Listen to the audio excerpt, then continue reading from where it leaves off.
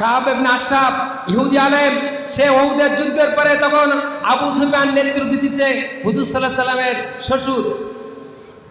যেরকম আগে কিছু উলামা লেখ ছিল না, ওই রকম কাব ইবনে আশরাফ সে ইহুদি আলেম বলতেছে, আবু সুফিয়ান তোমাদের ধর্ম কি আর মুহাম্মদ সাল্লাল্লাহু আলাইহি সাল্লামের ধর্ম কি? আবু সুফিয়ান বলতেছে, মুহাম্মদ সাল্লাল্লাহু আলাইহি সাল্লাম সে গুমরা হয়ে গেছে, সে আমাদের বাপদাদা 14 পুরুষের ধর্ম ছেড়ে দিয়ে এক আল্লাহর ইবাদত বন্দি করতে বলে, মূর্তি পূজা ছাড়তে বলে, আর তাকে নবী বলে মেনে নিতে পারে। ওই কাব ইবনে আশরাফ বলল যে তোমরা ঠিক আছো, মুহাম্মদ সাল্লাল্লাহু আলাইহি সাল্লাম গুমরা হয়ে গেছে, বলেন সবাই নাউজুবিল্লাহ।